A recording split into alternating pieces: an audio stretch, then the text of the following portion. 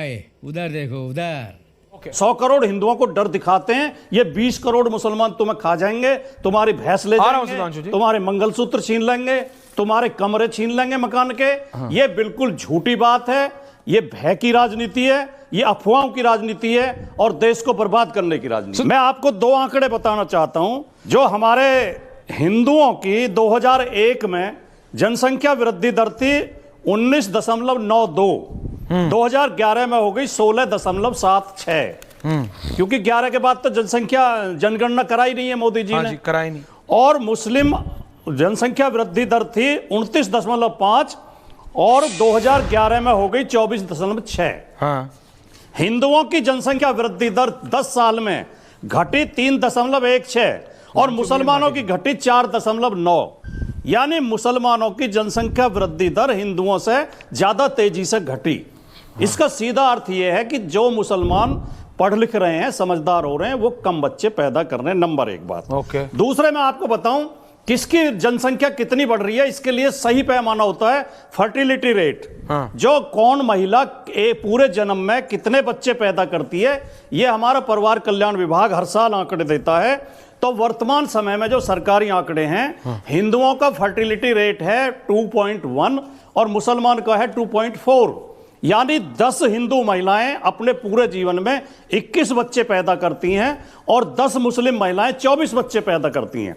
केवल इतना फर्क है, इतना अंतर है। मैं मानता हूं कि थोड़ा उनकी वृद्धि दर थोड़ी ज्यादा है हमसे, लेकिन इतनी ज्यादा नहीं है जैसे भारतीय जनता पार्टी के लोग डराते हैं कि 2050 में हिंदुओं से ज्यादा हो जाएंगे मुसलमान। यह संभव ही नहीं है। मैं आपको बताऊं, एक संस्थान ने रिसर्च की, उसके आंकड़े और बता दूं मैं आपको। बताओ। जो वर्तमान वृद्धि दर है, अगर उसी तरह जारी रही, हिंदुओं की भी और मुसलमानों की भी, तो 2050 में भारत की आबादी होगी 175 करोड़। इनमें हिंदू होंगे 129 करोड़ और मुसलमान होंगे 31 करोड़। लगभग 100 करोड़ हिंदू फालतू होंगे मुसलमान से। कौन से आंकड़े से ये कहते हैं कि मुसलमान ज्यादा हो जाएंगे? ये केवल इसलिए कहते हैं कि इनके पास विकास का कोई एजेंडा नहीं है, कोई विजन नहीं है, कोई अच्छी बातें बताने के लिए है नहीं।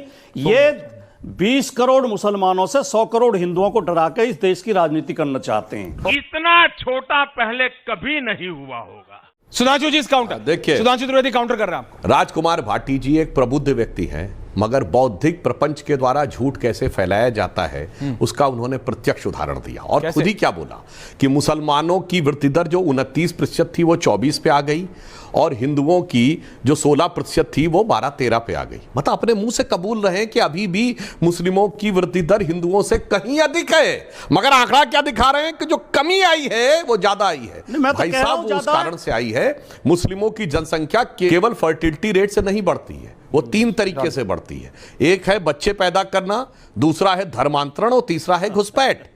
और घुसपैठ करने वाले जो लोग होते हैं उसमें से मेजॉरिटी सरकारी अस्पतालों में जाकर बच्चे पैदा नहीं करते हैं, तो वो फर्टिलिटी रेट में नहीं आते हैं। फिर मैं कह रहा हूं, आंखों देखी मक्खी मत निगलिए। जब भारत आजाद हुआ तो भारत में कितने प्रतिशत मुसलमान थे? 9%। 2011 में कितने हैं? 15%। जब भारत आजाद हुआ उस समय हिंदू कितना था भारत में? 86%। और 2011 में क्या है? 79%। फिर भी समझ ही में नहीं आता। नहीं, सब कुछ ठीक है। हम और आप उत्तर प्रदेश के हैं। 1947 में उत्तर प्रदेश में 14% मुसलमान था, आज कितना है? 20%। नहीं, उसके आगे बढ़ा थोड़ी है। यह बताइए, जिसमें मैंने असम के धुबरी का नाम लिया, भाई साहब 90% मुसलमान है। कितना था 1947 में? कितना था 1971 में?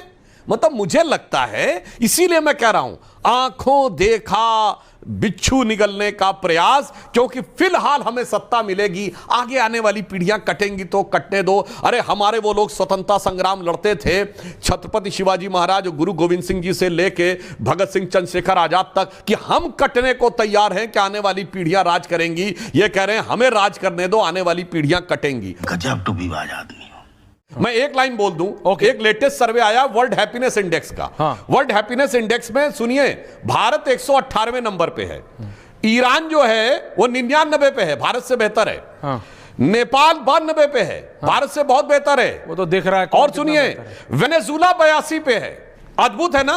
ये सर्वे इसीलिए जो आप लोग ये जो एजेंसीज निकालती है ना, अंतरराष्ट्रीय एजेंसीज, भारत की छवि कर, इसलिए इन सब चीजों पे ध्यान मत दिया करिए। जो आंखों दिख रहा उसको देखने का प्रयास करना चाहिए। ये 3 तरीके से जनसंख्या बढ़ती है। जो आंखों से दिख रहा है वो तो धर्मांतरण, घुसपैठ। साले का खोपड़ी तोड़ साले का। मुझे केवल इतना कहना है कि मैंने ये खुद स्वीकार किया कि थोड़ी उनकी वृद्धि दर ज्यादा है, लेकिन थोड़ी नहीं है भाटी जी, आप डराते हैं। लेकिन अब सुधांशु जी ने दूसरा पैतरा, कृपया अब सुधांशु जी ने दूसरा पैतरा खेल दिया। कौन सा? कि घुसपैठ से बढ़ती है और धर्मांतरण से बढ़ती है। तो इसका मतलब तो मोदी सरकार बिल्कुल फेल है, जो ना घुसपैठ रोक पा रही है, ना धर्मांतरण रोक पा रही है। योगी और मोदी तक फालतू नारे दे रहे हैं, फिर कर तो वो कुछ कर नहीं पा रहे। हम भी विरोध में हैं, धर्मांतरण और घुसपैठ के हम भी विरोध में हैं, लेकिन सरकार क्या कर रही है जो रोक नहीं पा रही। जनसंख्या वृद्धि पर जितनी भी रिसर्च दुनिया में हुई है, जितने भी विद्वानों ने पुस्तकें लिखी हैं, जो बोला है कि जनसंख्या वृद्धि के सबसे बड़े जो कारण होते हैं वो अशिक्षा, बेरोजगारी, पिछड़ापन और नासमझी होते हैं। जिस समाज में शिक्षा बढ़ती है, रोजगार बढ़ता है, समझदारी आती है, वो समाज कम बच्चे पैदा करने लगते हैं। इसका जाति धर्म से कोई लेना देना है ही नहीं। हमारे देश में आदिवासी लोग बहुत बच्चे पैदा करते हैं, और मुस्लिमों में थोड़ी सी शिक्षा की कमी थी तो मुस्लिम करते थे, लेकिन अब मुसलमानों की जनसंख्या वृद्धि दर कम हुई है। ये मैं नहीं कह रहा, ये सरकारी आंकड़े कह रहे हैं। बेचारे भूल गए होंगे, टेंशन बहुत है ना। सुधांशु त्रिवेदी जी, इस देश में किसी ने इतने रूप नहीं बदले जितने नरेंद्र मोदी जी ने बदले हैं। आप ये कह के बार बार कि कभी दाढ़ी छोटी कर लेते हैं, कभी बड़ी कर लेते हैं, कभी तिलक लगा लेते हैं, कभी जनेऊ, ये पूरा जो देख रहे होंगे, चैनल देख रहे होंगे, उन्हें लग रहा होगा कि सुधांशु जी तो घुमा फिरा के मोदी जी को एक्सपोज कर रहे हैं।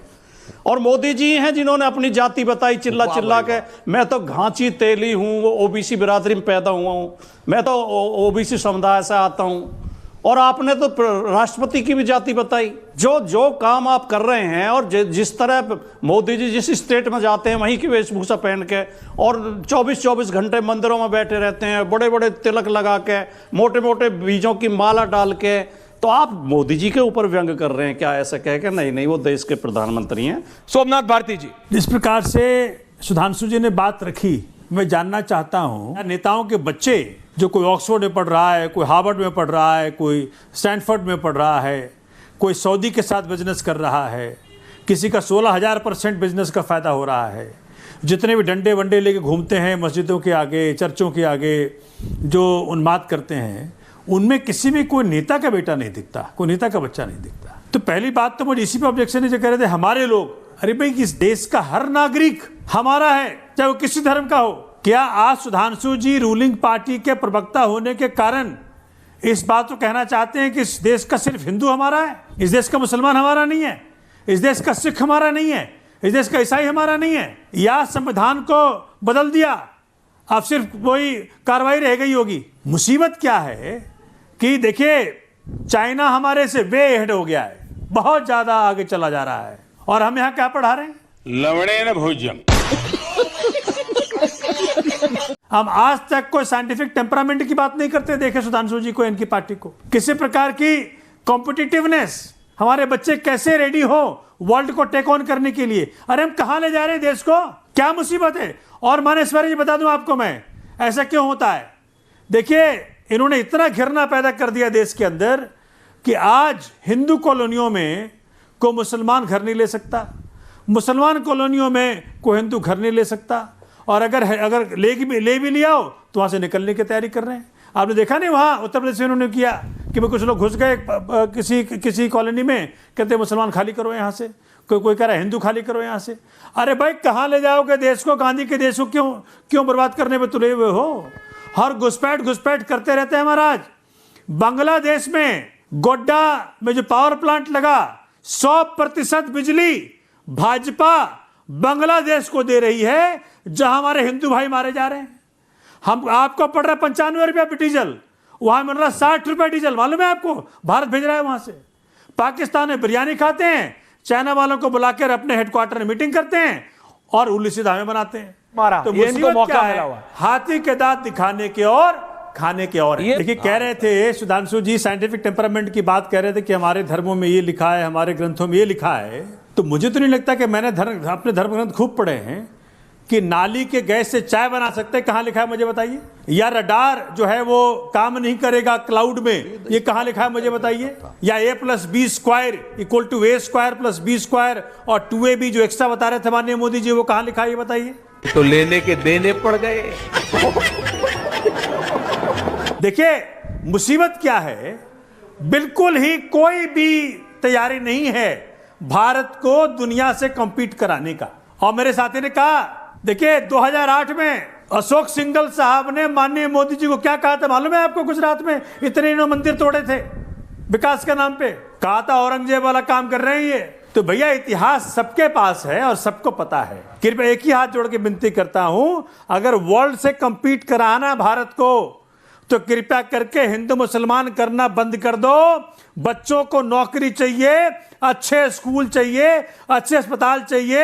इस प्रकार से भारत को विश्वगुरु बनाओगे, जैसे आप लोग कर रहे हो वैसे नहीं विश्वगुरु बनेगा। वैसे तो अफगानिस्तान बनने को तैयार है भारत।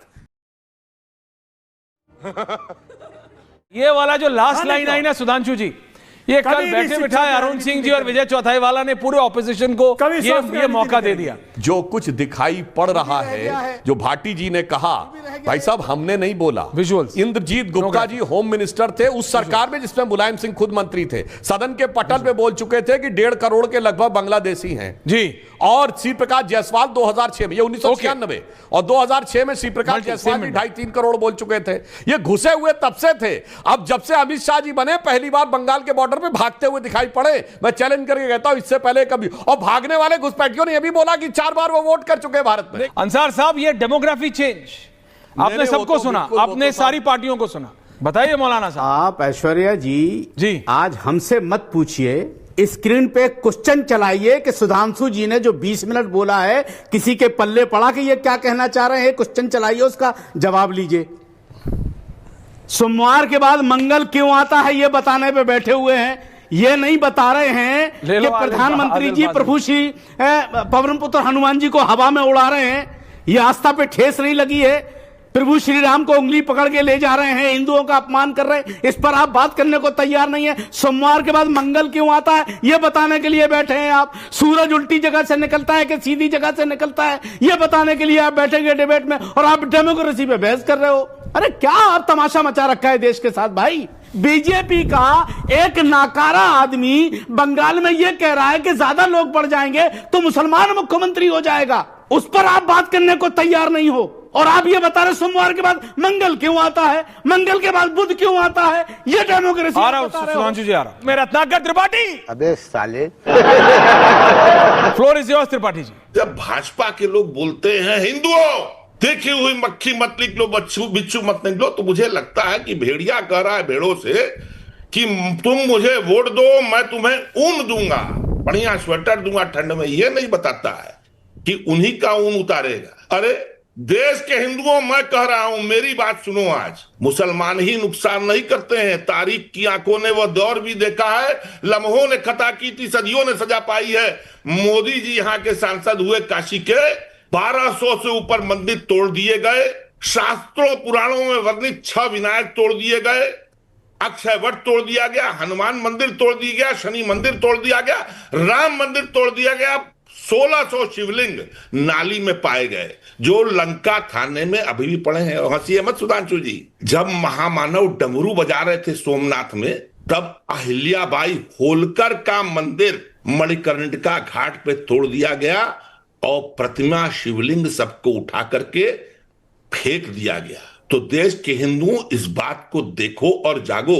अहिल्याबाई होलकर वही महिला है, वही सती है और वही रानी है जिन्होंने काशी विश्वनाथ मंदिर बनवाया था। यहाँ पे अहिल्याबाई घाट है और उनका मंदिर तोड़ के नस्तना बहुत करके सिर्फ मोदी जी के अपने एक प्रोजेक्ट के लिए, और एक मंदिर नहीं तोड़े दोस्तों, मैं फिर कह रहा हूं 1200 से अधिक मंदिर तोड़े। लंका थाने के शिवलिंग देख लो, झूठ है, झूठ है। तुम्हें शर्म है कुछ? और जोगिंदर नाथ मंडल की कथा जो कह रहे थे दोस्तों, श्यामा प्रसाद मुखर्जी को भी देख लो। 37 से 41 के बीच में उसने फजलुर रहमान की मिनिस्ट्री में वेस्ट बंगाल में फाइनेंस मिनिस्टर का पद थामा था। तब ये सारा ज्ञान कहां था? तब तो श्यामा प्रसाद मुखर्जी अब बहुत बड़े देवता हुए हैं।